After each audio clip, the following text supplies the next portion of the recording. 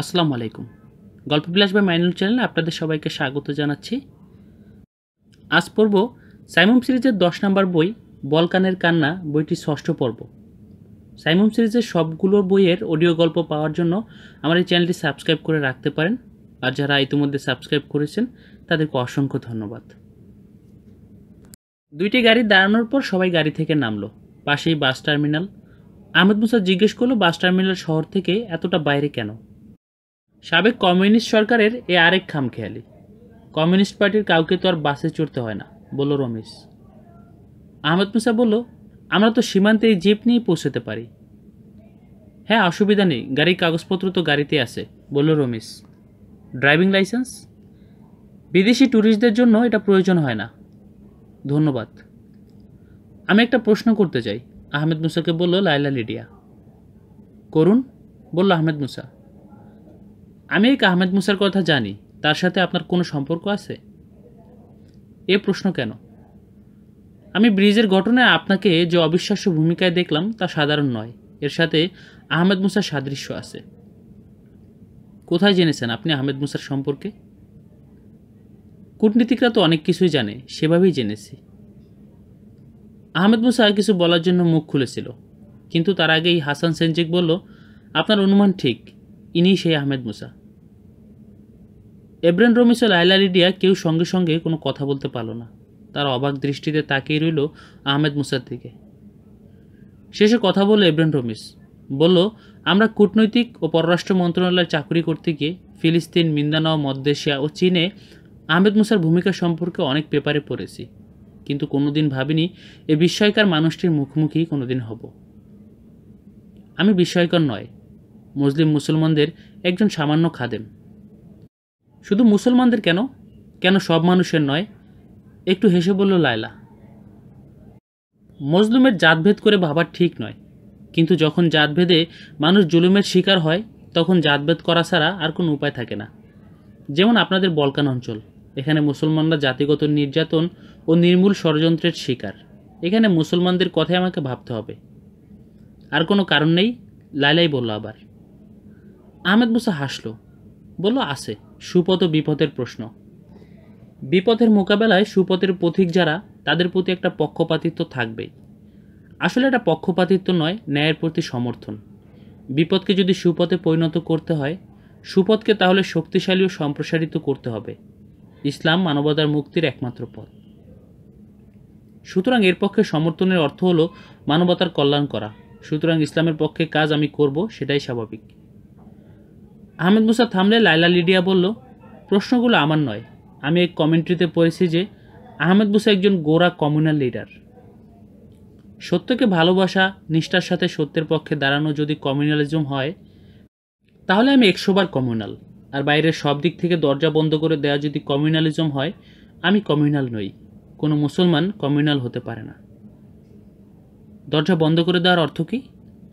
যেমন ইহুদিদের চিন্তা বনি ইসরায়েল কেন্দ্রিক, বাইরের গোটা দুনিয়া তাদের কাছে অনাত্মীয়। বাইরের দুনিয়ার লোকেরা তাদের অধীনতা ও আনুগত্য স্বীকার করতে পারে মাত্র, তাদের জাতির একজন সম্মানিত সদস্যের আসন পেতে পারে না। হিন্দু ধর্মের ব্যাপারটাও তাই। জন্মসূত্রে ব্রাহ্মণ, ক্ষত্রিয় না হলে অন্য কেউ এই আসন লাভ করতে পারে না। একেই বলে দরজা বন্ধ করা। প্রকৃতপক্ষে একেই বলে কমিউনালিটি। ইসলাম এর সম্পূর্ণ বিপরীত। ইসলাম চায় গোটা বিশ্বকে জড়িয়ে ধরতে। কাফরি কৃতদাসও এখানে সর্বোচ্চ মর্যাদার আসনে অধিষ্ঠিত হতে পারে। কথা শেষ করে আহমেদ মুসা ঘড়ির দিকে তাকিয়ে বলল, জোহরের সময় হয়েছে, নামাজ পড়তে হবে। পাশেই ছোট্ট একটা জলাশয়। এব্রান রমিস ও লায়লা লিডিয়া বড় একটা পাথরের ওপর বসে রইল। আহমেদ মুসা ও হাসান সেনজিক গেল অজু করতে। অজু করার একটা নিয়ম আছে নাকি? বলল লায়লা লিডিয়া। শুনেছি আছে। কেমন মনে হচ্ছে তোমার আহমেদ মুসাকে? যেমন ভাবতাম তার চেয়ে অনেক ভালো। কেমন? আমি ভাবতাম চে গুয়েভারা, হোচিমিন অথবা ক্যাস্ট্রোর মতো অস্বাভাবিক চেহারা হবে তার। চুল বড় বড় হবে, চোখ হবে লাল, গায়ে মোষমার্কা মোটা কাপড়ের জামা কাপড়, তার সাথে থাকবে স্বৈরাচারী অহমিকা। তার বদলে তাকে দেখলাম অত্যন্ত পরিচ্ছন্ন একজন ভদ্রলোক হিসেবে। স্বৈর চরিত্রের কাঠিন্য বর্জিত সরল এবং পবিত্র চেহারা, সাধারণ কিন্তু অসাধারণ। একই ধরনের বিপ্লবী তারা, কিন্তু কেন এই পার্থক্য বলতে পারো? একই ধরনের বিপ্লবী তো তারা নন। বিপ্লবের মতো একই তো কাজ করছে তারা। না, একই কাজ তারা করেননি। ভিয়েতনামে হোচিমিন, কিউবায় ক্যাস্ট্রো ও চে গুয়েভারা, রাশিয়ায় লেনিন ও চীনে মাও সেতুং কমিউনিস্ট বিপ্লব করেছেন। সেখানে সৌরচরিত্র ছিল অত্যাবশ্যক, যেখানে মিথ্যাচার, হিংসা, সন্ত্রাস, সততা, হত্যা ইত্যাদি ছিল সাফল্যের সোপান। আলবেনিয়ায় এসব আমরা নিজ চোখেই দেখেছি। কিন্তু আহমেদ মুসা কাজ করছেন ইসলামী বিপ্লবের জন্য। সেখানে বিপ্লবের স্বার্থেও কোনো অন্যায়, অত্যাচার ও অসততাকে বৈধ করা হয়নি। ঠিক বলেছ, এই পার্থক্যের কথা আমি চিন্তা করিনি। বিপ্লবকেই আমি কাজ মনে করেছিলাম। আহমেদ মুসা ও হাসান সেনজিক নামাজ পড়ছিল। সবুজ ঘাসের ছায়ায়, সবুজ ঘাসে ঢাকা চত্বর, সবুজ ঘাসের চাদরে দাঁড়িয়ে কাবামুখী হয়ে নামাজ পড়ছিল আহমেদ মুসা এবং হাসান সেনজিক। পাশেই এক পাথরে বসে এব্রান রমিস ও লায়লা লিডিয়া দুজন চোখ মিলে তাদের নামাজ পড়া দেখছিল। তাদের মৌন মুখে একটা পবিত্র ভাব সুস্পষ্টভাবে ফুটে উঠেছে। যুগোস্লাভ সীমান্ত ফাঁড়ি থেকে বাস দ্রুত বেগে এগিয়ে চলছিল পূবে প্রিজনির শহরের দিকে। প্রিজনিন যুগোস্লাভিয়ার কসবো প্রদেশের পশ্চিম সীমান্তের ছোট সীমান্ত শহর। কসবো হাইওয়ে ধরে এগিয়ে চলছিল বাসটি। আহমেদ মুসা ও হাসান সেনজিক পেয়েছিল দরজার ঠিক পেছনের দুটো সিট। সীমান্ত ক্রস করতে তাদের কোনো অসুবিধা হয়নি। এব্রান রমিস ও লায়লা লিডিয়া সীমান্ত পর্যন্ত সাথে এসেছিল। যুগোস্লাভ সীমান্ত ফাঁড়িতেও তারা এসেছিল, সুতরাং তাদের কোনো ঝামেলা পোহাতে হয়নি। বরং আলবেনীয় ও যুগোস্লাভ সীমান্ত ফাঁড়িতে তারা যথেষ্ট খাতির যত্ন লাভ করে। সকাল 8টার বাসে কোনো সিট খালি ছিল না। সিটও তারা লাভ করে যুগোস্লাভ ফাঁড়ি অফিসারদের সৌজন্যে। শুভযাত্রা দেখে আহমেদ মুসার মনটা খুব প্রফুল্ল হয়ে উঠেছিল। কিন্তু যাত্রার ঠিক পূর্ব মুহূর্তে আহমেদ মুসা দুজন লোককে সীমান্ত ফাঁড়ির অফিসারদের সাথে আলাপ করতে দেখে। ওরা বারবার আহমেদ মুসার দিকে তাকাচ্ছিল। এই দৃষ্টিপাতকে আহমেদ মুসার ভালো মনে হয়নি। একটি অস্বস্তি নিয়েই আহমেদ মুসা বাসে উঠেছিল। আহমেদ মুসার এই অস্বস্তি উদ্বেগে রূপান্তরিত হলো যখন সে দেখল সেই দুজন লোক ড্রাইভারের পেছনের সিট দুটোর থেকে দুজন লোক নামিয়ে ওখানে এসে বসল। ওরা সিটে বসে মাথা ঘুরিয়ে চকিত একবার আহমেদ মুসাদের দেখে নিয়েছিল। লোক দুজনের পরনে কালো স্যুট, মাথায় বাদামি হ্যাট, নাকের নিচে হিটলারি ধাঁচের গোপ। কসবো হাইওয়ে বেশ প্রশস্ত, প্রায় জনশূন্য রাজপথ, গাড়িরও কোনো দেখা নেই।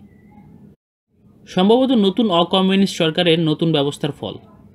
আহমেদ মুসা ভাবছিল লোক দুটি কে, মিলেশ বাহিনীর লোক, না আগের মতো তাদের লেলিয়ে দেওয়া কোনো ক্রিমিনাল। যেই হোক তারা, আহমেদ মুসা মনে মনে প্রশংসা করলো মিলেশ বাহিনীর। ওদের নেটওয়ার্ক ভালো, সব দিকেই ওরা চোখ রেখেছে। ওদের চোখ ফাঁকি দেওয়া যাচ্ছে না। বোঝা যাচ্ছে হাসান সেনজিকের ফটো ওরা ব্যাপকভাবে ছড়িয়েছে, সেই সাথে হাত করেছে স্থানীয় ক্রিমিনালদের। যদি তাই হয় তাহলে সামনেও তাদের যাত্রা নিরাপদ নয়, প্রতিপদেই বাধা পেতে হবে। 10টায় প্রিজনিন শহরের বাস স্ট্যান্ডে গাড়ি গিয়ে থামল। গাড়ি গিয়ে থামতে আহমেদ মুসা হাসান সেনজিককে ইশারা করে গাড়ি থেকে নেমে পড়ল। নেমে কন্ডাক্টর ছোকরাকে বলল, শহরে কাজ আছে, আমরা আর যাচ্ছি না। কথা শুনে ছোকরাটার চোখ উজ্জ্বল হয়ে উঠল। নতুন যাত্রী নিয়ে বাড়তি আয় করতে পারবে এই আশায়।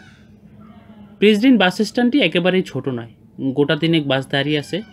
আরও কয়েকটা ভাঙা বাস স্ট্যান্ডের একপাশে হুমড়ি খেয়ে পড়েছিল।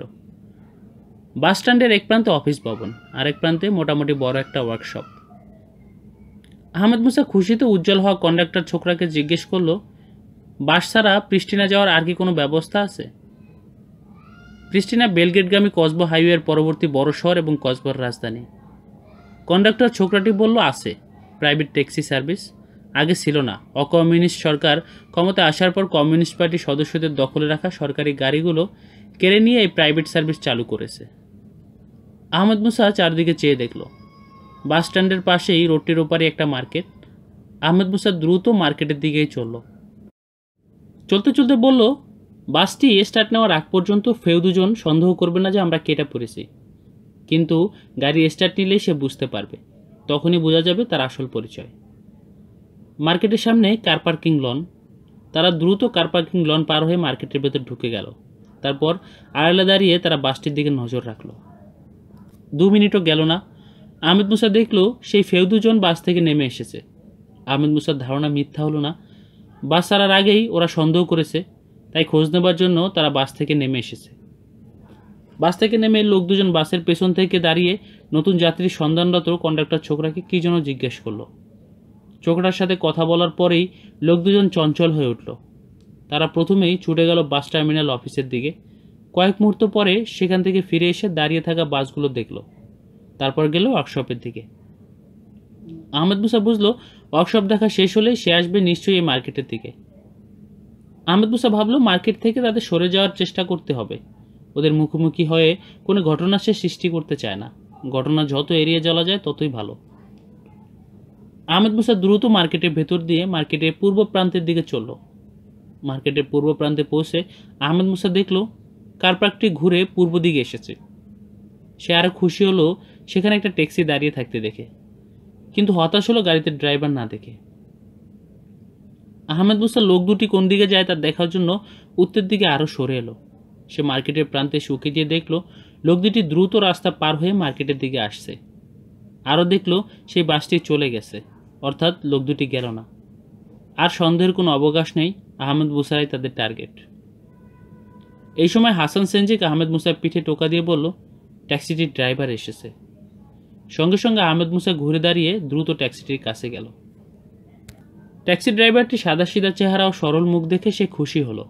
এ ধরনের লোকেরা ক্রিমিনাল হয় না। আহমেদ মুসা তাকে জিজ্ঞেস করলো সে প্রিস্টিনা যাবে কিনা। ড্রাইভারটি খুশি হয়ে বলল, যাব। তুমি প্রস্তুত? আহমেদ মুসা বলল, জি আমি প্রস্তুত, বিনয়ের সাথে বলল ড্রাইভারটি। তারপর ভাড়া চুকিয়ে আহমেদ মুসা ও হাসান সেনজিক গাড়িতে উঠে বসল। সঙ্গে সঙ্গেই গাড়ি স্টার্ট দিল। গাড়ি চলতে শুরু করলে ড্রাইভারটি বলল, স্যাররা কি বিদেশি? কোথেকে আসছেন? আহমেদ মুসা জবাবে তারা আর্মেনিয়া থেকে আসছে বলে জানালো। গাড়ি তখন চলতে শুরু করেছে। গাড়ি এসে রাস্তায় পড়ে যখন পূর্ব দিক হয়ে প্রিস্টিনার দিকে চলতে শুরু করেছে, তখন আহমেদ মুসা ডান দিকে চোখ ফিরিয়ে দেখল লোক দুটি কার পার্কে এসে দাঁড়িয়েছে, কিন্তু তাদের চোখ গাড়ির দিকে নয়।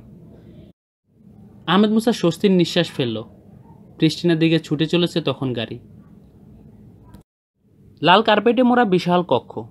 কক্ষর এক কোণে সেক্রেটারিয়েট টেবিল। টেবিলের ওপর বলকান অঞ্চলের একটা ম্যাপ মেলে রাখা। টেবিলের ওপাশে বিরাট একটা রিভলভিং চেয়ার। চেয়ারের পেছনে দেয়ালে বেশ উঁচুতে সম্রাট সালেমনের পূর্ণ দৈর্ঘ্য একটা ছবি। ছবিতে সালেমানের সঙ্গে আরেকজন রয়েছেন, তিনি পোপ তৃতীয় লিও। পোপ সালেমানের মাথায় রোমান সম্রাটের মুকুট পরিয়ে তাকে খ্রিস্টান জগতের সম্রাট হিসেবে বরণ করে নিচ্ছেন। ঘটনাটি ঘটে 800 খ্রিস্টাব্দে রোমে। সালেমান ইউরোপ ও খ্রিস্টান জগতের ঐক্য উত্থানের প্রতীক। ঘরে মিলেশ বাহিনীর নেতা কনস্ট্যান্টাইন অস্থিরভাবে পায়চারি করছিল।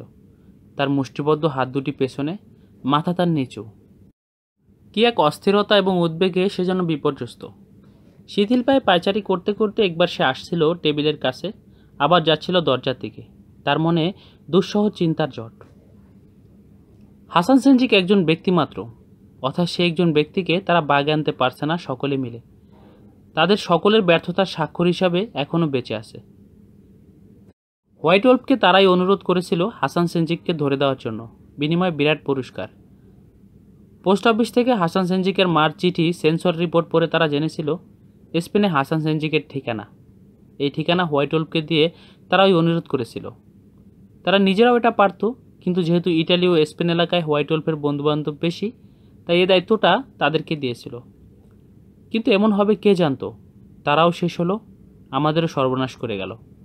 হাসান সেনজিক আবার হাতের মুঠোর বাইরে। উপরন্তু এখন সে ককেসাস ক্রিসেন্টের সাহায্য পাচ্ছে। আলবেনিয়া থেকে যে খবর এসেছে তা উদ্বেগজনক। জেমস চেঙ্গার মতো ভয়ঙ্কর ক্ষমতাধর ও প্রভাবশালী ব্যক্তিকে পরাজিত করে হত্যা করে যারা হাসান সেনজিককে উদ্ধার করে এনেছে তারা ছোট কেউ নয়।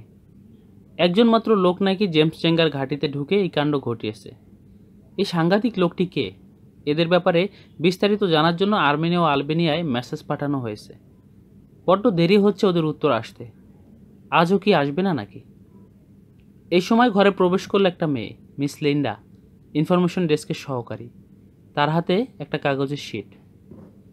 মিস লিন্ডাকে দেখে কনস্ট্যান্টাইন থমকে দাঁড়ালো। তার মুখটা উজ্জ্বল হয়ে উঠল। সে তার ডান হাত বাড়িয়ে মেয়েটার গালে একটা টোকা দিয়ে বলল, পেয়েছো তাহলে উত্তর? কোথেকে?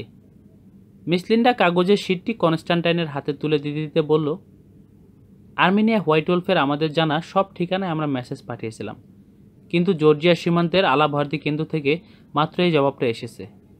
বলে মিস লিন্ডা চলে গেল। কনস্ট্যান্টাইন দাঁড়িয়ে মেসেজটি পড়তে লাগলো। লিখেছে, হাসান সেনজিককে উদ্ধার করেছে ককেশাস ক্রিসেন্ট, কিন্তু ককেশাস ক্রিসেন্ট আসলে কিছু নয়। আসল ব্যক্তি আহমেদ মুসা নামের একজন সাংঘাতিক লোক। সেই এসে আমাদের সর্বনাশ করেছে। আমরা শেষ হয়ে গেছি। আজকের দিনের পর এই আলাবার্দি ঘাঁটিতেও আমাদের পাবেন না। আমরা এখান থেকে সরে যাচ্ছি জর্জিয়ায়। আমরা আর্মেনিয়ায় নিরাপদ নেই। আমাদের ফটো, ঠিকানা সব কিছু ওরা টের পেয়ে গেছে। হাসান সেনজিকের সাথে কে গেছে, কে তাকে সাহায্য করছে জানতে চেয়েছেন। আমাদের পক্ষে তা জানা আপনাদের মতোই সম্ভব নয়। মেসেজটি পড়ে কনস্ট্যান্টাইন কাগজটি হাতের মুঠোতে দলা পাকিয়ে ছুঁড়ে ফেলে দিল মেঝেতে। বিরক্তি তার চোখে মুখে। এই সময় মিস লিন্ডা আবার ঘরে প্রবেশ করলো। তার হাতে আগের মতোই একটা মেসেজ ফ্যাক্সে আসা। কনস্ট্যান্টাইন গম্ভীরভাবে তার হাত বাড়িয়ে মেসেজটি নিল। মিস লিন্ডা কনস্ট্যান্টাইনের গম্ভীর মুখের দিকে একবার তাকিয়ে ভয়ে ভয়ে বেরিয়ে গেল ঘর থেকে। মেসেজটি খুলল কনস্ট্যান্টাইন। মেসেজটি এসেছে আলবেনিয়া থেকে। জেমস চেঙ্গার সহকারী টনি টমাস পাঠিয়েছে। এতে আগের মেসেজের পুনরাবৃত্তি। হাসান সেনজিকের পেছনে কারা আছে, কে তাকে সাহায্য করছে তা তাদের জানা নেই। তারা আরও লিখেছে, যারাই তার পেছনে থাক তারা ভয়ঙ্কর লোক। জেমস চেঙ্গার গাড়িতে ঢোকার সাধ্য এবং সাহস আলবেনিয়ার কারো নেই, কিন্তু এই কাজটা তারা ছেলে খেলার মতোই করেছে। মেসেজটি পড়ে ক্রোধে বিরক্তিতে কনস্ট্যান্টাইনের মুখটা বিকৃত হয়ে উঠল। বেটারা নিজেরা কিছু পারোনি, আবার ওকালতি করছে ওদের, বলে কনস্ট্যান্টাইন টুকরো টুকরো করে মেসেজটি ছিঁড়ে মেঝেতে ফেলে দিল। এদের গাল দিল ঠিকই, কিন্তু হৃদয়টা তার দুরু দুরু করছিল। হাসান সেনজিকের সাথে ওই সাংঘাতিক লোকটি কে? আহমেদ মুসা কি হাসান সেনজিকের মতো একজন ব্যক্তির পিছু পিছু বলকানে আসতে পারে? কনস্ট্যান্টাইন ধীর পায়ে এগিয়ে এলো টেবিলের দিকে। এসে দাঁড়ালো একেবারে সালেমানের বিশাল ফটোটার নিচে। তারপর হাত জোর করার মতো দুহাত তুলে বলতে লাগলো, হে মহামহিম সম্রাট, হে গুরু, এক ইউরোপ, এক ধর্ম, এক রাজ্য গঠিত হবার আর কত দেরি? তোমার স্বপ্ন সার্থক হবে কবে? দুই জার্মানি এক হয়েছে, একক এক ইউরোপীয় পার্লামেন্ট হয়েছে, যতই তা প্রতীকী হোক। ইউরোপের জন্য একক এক মুদ্রাও হচ্ছে, তবুও মনে হচ্ছে তোমার স্বপ্ন অনেক দূর। এই সময় কনস্ট্যান্টাইন তার পেছনে পায়ের শব্দ শুনে কথা শেষ না করেই পেছনে তাকালো। দেখলো সহকারী ইয়েলেস্কু ঘরে প্রবেশ করছে, তার হাতে কাগজ। ইয়েলেস্কুর গলা শুকনো, মুখ বিষণ্ণ। কোনো খারাপ খবর? জিজ্ঞাসা করলো কনস্ট্যান্টাইন। হ্যাঁ, খারাপ খবর, বলল ইয়েলেস্কু। সঙ্গে সঙ্গে কাগজ দুটি ছুঁড়ে ফেলে দিয়ে বলল, বলো কি ঘটেছে? ইয়েলেস্কু বলল, কাকেজিতে ব্ল্যাক ক্যাটের হাতে ওরা ধরা পড়েও আবার ফসকে গেছে। ব্ল্যাক ক্যাটের 3 জন হাসান সেনজিকের সাথে সেই লোকটির হাতে খেলনার মতো পরাজিত হয়েছে। প্রিজরিন থেকেও এ ধরনেরই খবর। সীমান্ত থেকে ওদের প্রিজরিনগামী বাসে উঠতে দেখে আমাদের টম ও টিটো ওদের চিনতে পারে, তারাও বাসে ওঠে। কিন্তু প্রিজরিনে এসে ওরা হঠাৎ বাস থেকে কোথায় হারিয়ে যায়। আর তখন ওই গর্দব দুটো ঘুমাচ্ছিল না? চিৎকার করে উঠল কনস্ট্যান্টাইন। না, ওরা চুপ, সাফাই গেও না ইয়েলেস্কু। ওদের কাছে পেলে এখন গুলি করে মারতাম। বেটারা পুতুল খেলা পেয়েছে। ওদের ঘুমিয়ে রেখে বেটারা নিশ্চয়ই আরেক বাসে চলে এসেছে। একটু দম নিল কনস্ট্যান্টাইন, তারপর বলল, যাও ইয়েলেস্কু, গাড়ি রেডি করতে বলো। হাসান সেনজিকের মার ওখানে যাব। ওটাই এখন ষড়যন্ত্রের কেন্দ্র। সব খবর ওখানেই পাওয়া যাবে। বেলগ্রেডের পুরাতন এলাকায় হাসান সেনজিকের বাড়ি। নগরীর একদম উত্তর প্রান্তে বিশাল এলাকা নিয়ে বাড়িটি। বাড়ির উত্তর পাশে বিরাট বাগান, বাগানের গাছ ছুঁয়ে প্রবাহিত হচ্ছে দানিউব। বাড়ির বিশাল এলাকাটা প্রাচীর ঘেরা। হাসান সেনজিকের গৌরবান্বিত পূর্বপুরুষ সার্বিয়া রাজ স্টিফেনের রাজবাড়ি এখানেই ছিল, কিন্তু তার কোনো চিহ্ন এখন নেই। বিরান মাঠ পড়ে আছে, উঁচু নিচু টিভিতে পূর্ণ। যুগোস্লাভিয়ার কমিউনিস্ট সরকার বাগান সমেত গোটা এলাকাকেই কমিউনিস্ট পার্টির সম্পত্তি হিসাবে ঘোষণা করেছিল। টিটোর পরিকল্পনা ছিল এখানে তিনি বলকান এলাকার কমিউনিস্ট পার্টির হেডকোয়ার্টার গড়ে তুলবেন, কিন্তু এই পরিকল্পনা তার সফল হয়নি। আলবেনিয়া, বুলগেরিয়াকে তিনি তার সাথে একমত করতে পারেননি। নতুন অকমিউনিস্ট সরকার ক্ষমতা আসার পর কমিউনিস্ট পার্টির এ ধরনের দখলকে ছেড়ে দেয়। সুতরাং স্টিফেন পরিবার অর্থাৎ হাসান সেনজিকরা তাদের এই সম্পত্তি আবার ফিরে পেয়েছে। প্রাচীর ঘেরা এলাকার একদম দক্ষিণ প্রান্তে হাসান সেনজিকদের বর্তমান বাড়ি। বাড়ির পেছনের অংশ প্রাচীরের ভেতরে পড়েছে এবং সামনের অংশ প্রাচীরের বাইরে। বাড়িটি নতুন হলেও প্রায় 2 পুরুষ আগে তৈরি। হাসান সেনজিকের দাদা তৈরি করেছিলেন এ বাড়ি। বাড়ির সামনে গিয়ে শহীদ মসজিদ রোড, এ নামের পেছনে একটা ইতিহাস আছে। হাসান সেনজিকদের বাড়ির পূর্ব দিকে এই রোডটির মাঝ বরাবর, রোডটির পাশে একটা মসজিদ আছে। 1946 সালের কথা। বেলগ্রেড সহ গোটা যুগোস্লাভিয়া তখন বিজয়ী সোভিয়েত সৈন্যের পায়ের তলে। সোভিয়েত সৈন্যের ছত্রছায়ায় কমিউনিস্ট পার্টি গঠিত হয়েছে তখন, নতুন উৎসাহে তখন তারা বেপরোয়া। একদিন স্থানীয় কমিউনিস্ট পার্টির কর্মকর্তারা সেখানে এসে মসজিদের একটা অংশ তাদের অফিসের জন্য দাবি করে বসল। বলল সেখানে তাদের একটা আলমারি থাকবে, কাগজপত্র থাকবে, সকাল বিকাল তারা সেখানে বসবে, বসার জন্য কয়েকটা চেয়ার, একটা দুটো টেবিল থাকবে, এই যা। মসজিদের লোকজন মসজিদের জায়গা ছেড়ে দিতে অপারগতা জানালো। মসজিদের লোকরা কমিউনিস্ট পার্টির ঊর্ধ্বতন কর্মকর্তাদের সাথে যোগাযোগ করে যুক্তি প্রদর্শন করলো, কিন্তু কিছুতেই কিছু হলো না। একদিন ভোরবেলা ফজরের নামাজ শেষে মুসল্লিরা তখন সবে বাসায় ফিরেছে। এই সময় রাস্তায় দুপাশের মহল্লায় অনেক মুসলমানের বাস ছিল। সেই দিন ভোরবেলা কমিউনিস্ট পার্টির কর্মীরা একটা ট্রাকে করে চেয়ার টেবিল নিয়ে তাদের অফিসের জন্য মসজিদ দখল করতে আসে। খবরটা চারপাশের মহল্লায় সঙ্গে সঙ্গে আগুনের মতো ছড়িয়ে পড়ে। চারদিক থেকে এলো মানুষ। তারা কমিউনিস্ট পার্টির কর্মীদের অনুরোধ করলো চেয়ার টেবিল আলমারি মসজিদে না প্রবেশ করাবার জন্য, কিন্তু তারা শুনল না। তারা পিস্তল বের করে মুসলমানদের হুমকি দিল এবং বাধা দিতে নিষেধ করল। তারা মসজিদের দরজা ভেঙে চেয়ার টেবিল মসজিদে তুলতে উদ্যোগ নিল। নিরুপায় মুসলমানরা মসজিদের ভাঙা দরজার সামনে সার বেঁধে কমিউনিস্টদের গতিরোধ করে দাঁড়ালো। তারা বলল, লড়াই করে বাধা দেওয়ার সাধ্য আমাদের নেই, কিন্তু মসজিদে ঢুকতে হলে আমাদের বুক প্রজ্বলিত করেই ঢুকতে হবে। কমিউনিস্ট কর্মীদের কাছে এটা চরম উদ্যত্ত মনে হয়েছিল। তারা প্রতিশোধ নিতে বিলম্ব করেনি। তাদের হাতের পিস্তলগুলো গর্জে উঠেছিল। মরে লাশ হয়ে পড়েছিল নিরস্ত্র মুসলমানরা মসজিদের দরজায়। 50টি লাশের স্তূপ মসজিদের দরজায় বাধার দেয়াল রচনা করেছিল। প্রবাহিত রক্তে মসজিদের মেঝে ও পাশের রাস্তা ভেসে গিয়েছিল। কমিউনিস্ট কর্মীরা ফার্নিচার ভর্তি ট্রাক নিয়ে ফিরে গিয়েছিল, আর কোনো দিনই আসেনি। জীবন্ত মানুষের দেয়াল কমিউনিস্টদের ফিরিয়ে দিতে পারেনি, কিন্তু মৃত মানুষের লাশের দেয়াল তাদের ফিরিয়ে দিয়েছিল। জীবন্ত মানুষেরা তাদের পরাজিত করতে পারেনি, কিন্তু তারা পরাজিত হয়েছিল মৃত মানুষের কাছে। শহীদের রক্ত বিজয় লাভ করেছিল অসীম শক্তিধর কমিউনিস্ট পার্টির বিরুদ্ধে। সেই থেকে মসজিদটির নাম হয়েছে শহীদ মসজিদ এবং রোডটির নাম মুসলমানরা দিয়েছে শহীদ মসজিদ রোড। মুসলমানরা এখনও রোডটিকে এ নামেই ডাকে, কিন্তু কমিউনিস্ট সরকার এর নাম দিয়েছিল টিটু সরণি। শহীদ মসজিদ রোড ঘেঁষে দাঁড়িয়ে আছে হাসান সেনজিকের বিরাট বাড়ি। বাড়ির সামনেটাও প্রাচীর ঘেরা। এই নতুন প্রাচীরটা দুপাশ দিয়ে গিয়ে পুরাতন প্রাচীরের সাথে যুক্ত হয়েছে। এত বড় বাড়ি যা একদিন আনন্দ কোলাহলে মুখরিত থাকত, তা আজ মৃতপুরীর মতো নীরব। বাড়িতে আছেন হাসান সেনজিকের মা বেগম আয়েশা খানম, হাসান সেনজিকের ফুফু বেগম নাফিসা এবং বেগম নাফিসার 10 বছরের মেয়ে নাজিয়া। এছাড়া রয়েছে দুজন বয়স্ক আয়া। বাহির বাড়িতে বাজার ঘাট ও বাইরের কাজ দেখাশোনা করার জন্য রয়েছে কয়েকজন চাকর বাকর। সংসারের আয়ের উৎস কয়েকটা দোকান। বাড়ির পূব পাশেই শহীদ মসজিদ রোডে কয়েকটা দোকান রয়েছে, চাকর বাকররাই চালায়। এসবের খোঁজখবর রাখেন বেগম নাফিসা। হাসান সেনজিকের মা বেগম আয়েশা খানমের বয়স হবে 50, কিন্তু তাকে দেখলে মনে হয় তার বয়স 60 পেরিয়ে গেছে। একের পর এক আঘাতে ক্ষতবিক্ষত হয়েছে তার হৃদয়, তারই প্রকাশ ঘটেছে দেহে। বাড়ির হেরেমংশের পূব পাশের বড় একটি কক্ষ। কক্ষের গোটাটাই লাল কার্পেটে মোড়া। ঘরের উত্তরাংশে একটা বড় পালঙ্ক, পূব দেয়ালের সাথে কাঠের বড় একটা আলমারি, আর পশ্চিম দেয়ালের সাথেও একটা আলমারি। এক সারিতে জরির কুশনওয়ালা গোটা 3 চেয়ার, আর খাটের ওপাশে মাথার কাছে একটা টেবিল। টেবিলে পানির একটা বোতল, ওষুধের কয়েকটা শিশি। পালঙ্কে শুয়ে আছেন একজন মহিলা, পা থেকে গলা পর্যন্ত চাদরে ঢাকা। মুখটাই শুধু দেখা যাচ্ছে। বনেদি সার্বিয়ানরা যেমন হয় সেরকম, কাগজের মতো সাদা গায়ের রং, সাদা মুখে নীল চোখ। মহিলাটি 2 চোখ মেলে উদ্দেশ্যহীনভাবে তাকিয়েছিল ছাদের দিকে। মাথায় কাঁচা পাকা চুল, মুখে বয়সের ভাঁজ খুবই স্পষ্ট, কিন্তু সব কিছুকে ছাপিয়ে উঠেছে মহিলাটির চেহারায় এক রাজকীয় আভিজাত্য।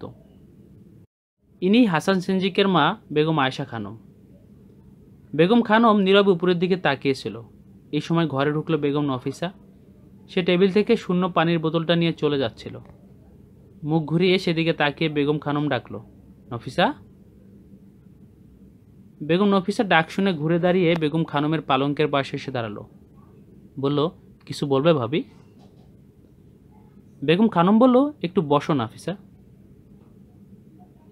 বেগম নাফিসা পানির বোতলটা টেবিলে রেখে পালঙ্কের ওপর বেগম খানমের মাথার কাছে বসল। বেগম খানম চোখ দুটি তখন বন্ধ করেছে। ওই অবস্থায় বলল, ডেসপিনা কবে এসেছিল নাফিসা? সে তো 7 দিন আগে। আমার হাসান সারা পেয়েছে কার আশ্রয় আছে যেন বলেছিল? ককেশাস কিসেন্টের হাতে। আরও কী যেন সে বলেছিল? বলেছিল আর ভয় নেই, যাদের হাতে হাসান সেনজিক আছে তারা একটা ব্যবস্থা করবেই। কিন্তু 7 দিন হয়ে গেল, আর কোনো খবর দিচ্ছে না কেন ডেসপিনা? নতুন কিছু জানতে পারলে অবশ্যই জানাতো ভাবি। মাত্র 7 দিন তো হলো, এটা কতটুকুই বা সময়? বেগম খানম হাসল, বলল, 7 দিন কম সময় নয় নাফিসা, গোটা দুনিয়ায় একটা ওলটপালট হয়ে যেতে পারে এ সময়। কিন্তু সে শক্তি তো আমাদের নেই ভাবি। শক্তি আছে, শক্তির প্রকাশ নেই, প্রকাশের জন্য যে জ্ঞান দরকার তা নেই। আপনি কি মনে করেন এই অন্ধকারে আলো জ্বলবে? একবার জ্বলেছিল, আবার জ্বলবে না কেমন করে বলবো? কিন্তু আমি তো কোনো চিহ্ন দেখছি না ভাবি। কেন সেদিন ডেসপিনা হোয়াইট ক্রিসেন্টের কথা বলল শুনুনি? শুনেছি, কিন্তু হতাশার অন্ধকার এত ঘনীভূত যে কোনো কিছুতে আর আস্থা রাখতে চাই না। তোমার কথা ঠিক, কিন্তু আশা নিয়েই আমাকে বাঁচতে হবে। আশার নামই জীবন। হাসানকে আমি দেখতে পাবো, এই আশা যদি আমি হারিয়ে ফেলি তাহলে বাঁচার সব শক্তি আমার উবে যাবে। বেগম নাফিসা বেগম খানমের মাথায় হাত বুলাতে বুলাতে বলল, তোমার আশা অবশ্যই সার্থক হবে ভাবি। এই সময় একজন আয়া দৌড়ে ঘরে ঢুকলো, হাঁপাতে হাঁপাতে বলল, গেট দিয়ে কারা যেন ঢুকছে, হাতে বন্দুক পিস্তল আছে। শুনেই বেগম খানম বালিশ থেকে মাথা তুলল, দ্রুত বলল, নিশ্চয়ই ওরা মিলেশ বাহিনীর লোক।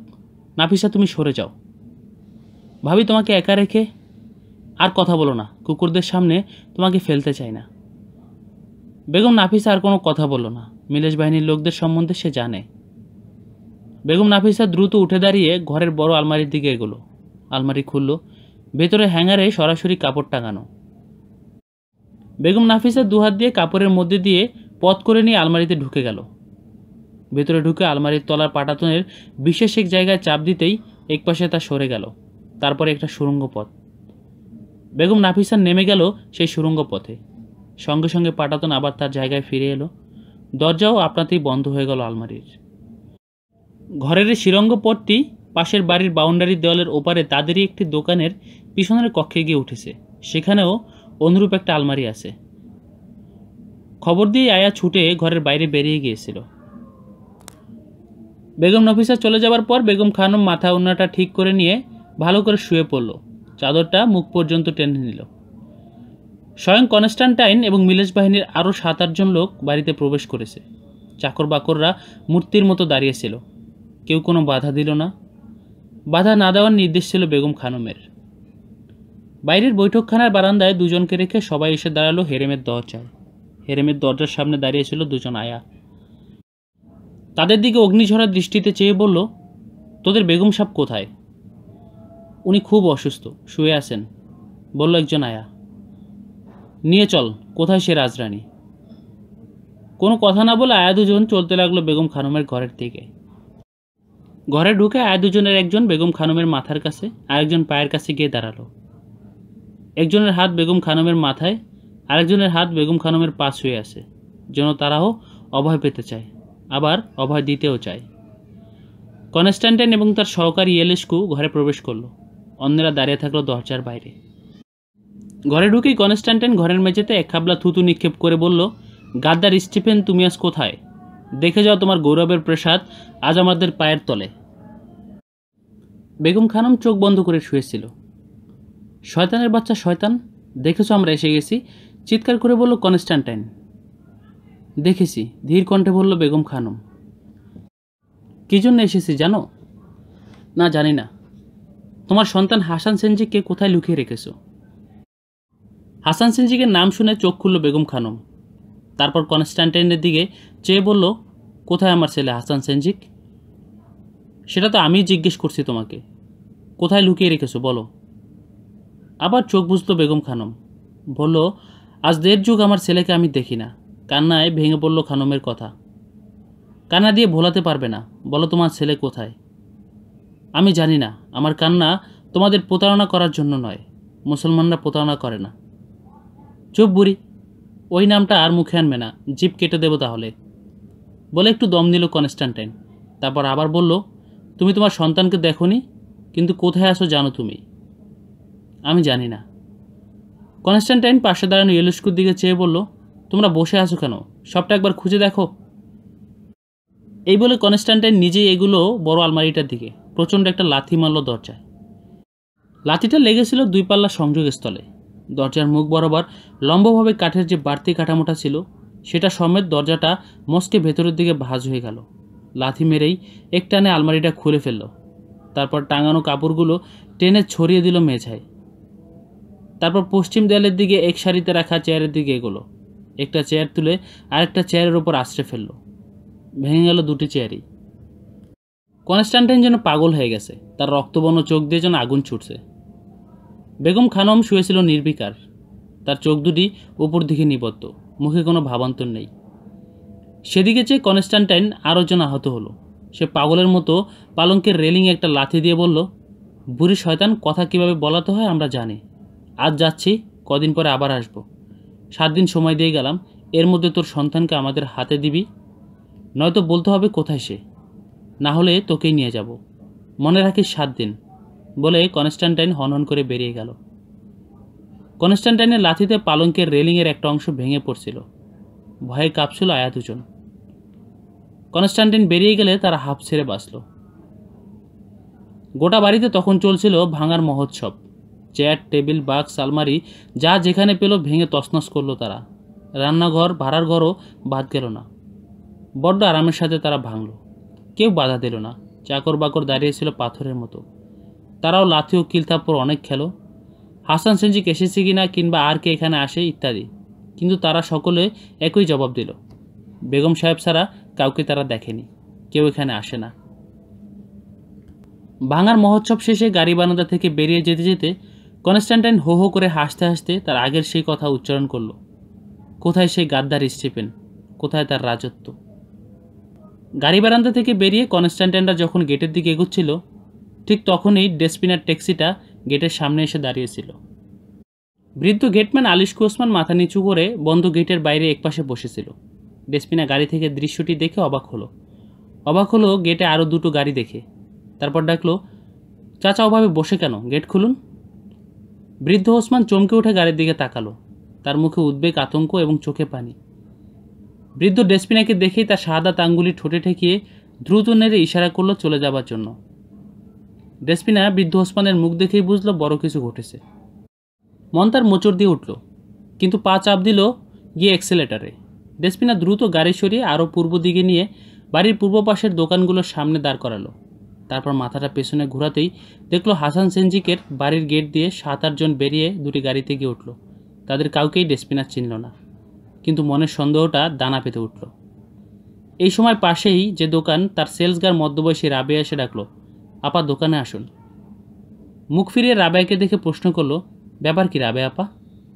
জবাব না দিয়ে রাবেয়া বলল, আপনি আসুন। ডেসপিনা গাড়ি থেকে নেমে গাড়ি বন্ধ করে দোকানে গিয়ে ঢুকলো। রাবেয়ার ইশারায় ডেসপিনা দোকানের ভেতরে কক্ষে গিয়ে প্রবেশ করলো। ডেসপিনা সেখানে বেগম নাফিসাকে বসে থাকতে দেখে ভীষণ চমকে উঠল। কিন্তু ডেসপিনা কিছু বলার আগেই বেগম নাফিসা ডেসপিনাকে জড়িয়ে ধরে কেঁদে উঠল। বলল, মা ডেসপিনা, মিলিশ বাহিনী বাড়িতে ঢুকেছে, ভাবিকে একা রেখে এসেছি। বেগম নাফিসার কথা শুনে কেঁপে উঠল ডেসপিনা। কয়েক মুহূর্ত আগে হাসান সেনজিকের গেট দিয়ে বেরিয়ে যাওয়া লোকদের চিত্র তার চোখের সামনে ভেসে উঠল। ঠিকই তাহলে ওরা মিলিশ বাহিনীর লোক। ওরা ফুফু আমার কোনো ক্ষতি করেনি তো? ওরা খ্যাপা কুকুরের মতো পাগল হয়ে গেছে এখন। ডেসপিনা তাড়াতাড়ি বলল, ফুফু আম্মা ওরা চলে গেছে, তাড়াতাড়ি চলুন, ফুফু আম্মার যদি কিছু হয়। কান্নায় জড়িয়ে গেল ডেসপিনার কথা।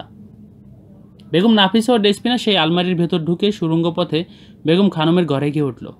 উঠবার সিঁড়ির মুখে আলমারি খোলা ও ভাঙা দেখে বেগম নাফিসা ও ডেসপিনা দুজনের হৃদয়টি কেঁপে উঠল। প্রথমে ঘরে ঢুকলো বেগম নাফিসা। ঢুকেই ছুটে বেগম খানমের কাছে গিয়ে কাঁদতে কাঁদতে বলল, আপনি ভালো আছেন ভাবি? বেগম খানম কিছু বলার আগেই ঘরে ঢুকলো ডেসপিনা। বেগম খানম নাফিসার মাথায় হাত বুলিয়ে কিছু বলতে যাচ্ছিল, কিন্তু ডেসপিনাকে দেখে তার কথা বন্ধ হয়ে গেল। প্রবল আনন্দ উচ্ছ্বাসে মুখটি হেসে উঠল বেগম খানমের। রোদ ঝলসানো গাছ যেমন বৃষ্টির পানিতে জেগে ওঠে, বেগম খানম যেন তেমনি ডেসপিনাকে দেখেই সজীব হয়ে উঠল। ডেসপিনা বেগম খানমের বুকে মুখ লুকিয়ে ফুপিয়ে কাঁদছিল।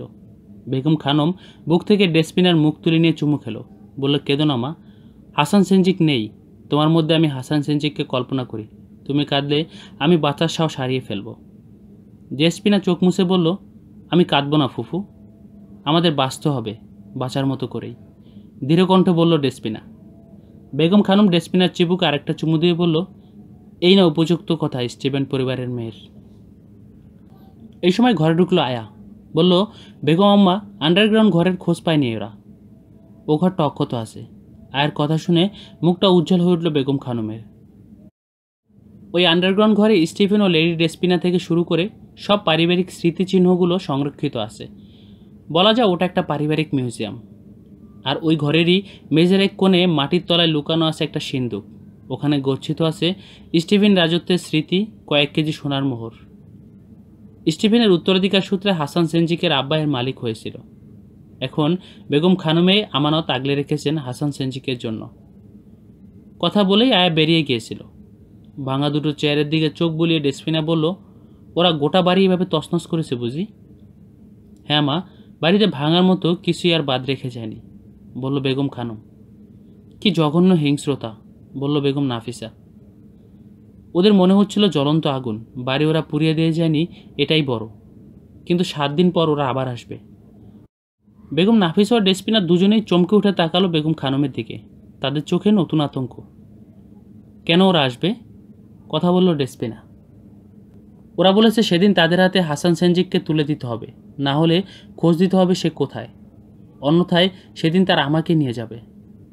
আজ ওরা হাসান সেনজিকের খোঁজে এসেছিল। ওদের ধারণা আমি জানি হাসান সেনজিক কোথায়। আতঙ্কে বেগম নাফিসা প্রায় বাকরুদ্ধ হয়ে গিয়েছিল, আর বুক কাঁপছিল ডেসপিনার। সে ওদের কথার অর্থ বুঝতে পারছে। ওদের ধারণা হাসান সেনজিক বেলগ্রেডে পৌঁছেছে, অথবা মনে করতে পারে না পৌঁছালো হাসান সেনজিক এখন যুগোস্লাভিয়ার কোথায় এ খবর তার মা অবশ্যই জানে। অতএব মিলেশ বাহিনী যে আবার আসবে এবং হাসান সেনজিককে তখন পর্যন্ত না পেলে যে বেগম খানমকে পণবন্দী হিসেবে নিয়ে যাবে এতে কোনো সন্দেহ নেই। কথাটা ভাবতেই বুক কেঁপে উঠছে ডেসপিনার। ডেসপিনা অস্বস্তিকর নীরবতার মাঝে ধীরে ধীরে মুখ খুলল, বলল, ফুপু, হাসান ভাইয়ার আরও কিছু নতুন খবর আছে। মিলেশ বাহিনীর লোকদের এমন উন্মাদ হয়ে ওঠার কারণ বোধ হয় এই নতুন খবরগুলোই। বেগম খানম বালিশ থেকে মাথা তুলল, অস্থিরভাবে বলল, এতক্ষণ বলছো না কেন তুমি? তুমি এত নিষ্ঠুর মা। বেগম নাফিসার মুখেও একরাশ উন্মুখ জিজ্ঞাসা। ডেসপিনা বলতে লাগলো, আমি খবরগুলো শুনেছি আমার বান্ধবী নাদিয়া নূরের কাছ থেকে। নাদিয়া নূর জেনেছে ওর আব্বার কাছ থেকে।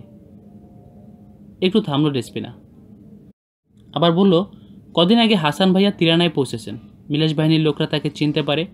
ভাইয়া ওদের হাতে আটক হন, কিন্তু ভাইয়ার সাথী যিনি এসেছেন তিনি মিলেশের লোকদের পরাভূত করে তাকে উদ্ধার করেন। তারপর যুগোস্লাভ সীমান্তের ওপারে আলবেনিয়ার কাকেজি শহরে হাসান ভাইয়ার আবার মিলেশ বাহিনীর হাতে পড়েন, কিন্তু ভাইয়ার সেই সাথেই আবার তাকে বাঁচান। যুগোস্লাভিয়ার সীমান্ত ফাঁড়ি দাঁড়িনিতে আবার হাসান ভাইয়া মিলেশ বাহিনীর লোকদের চোখে পড়েন। ভাইয়া এবং ভাইয়ার সাথে প্রিস্টিনায় বাসে চড়েন। তাদের অনুসরণ করে মিলেশ বাহিনীর লোকরাও বাসে ওঠে, কিন্তু ভাইয়ারা নাকি তা টের পেয়ে যান।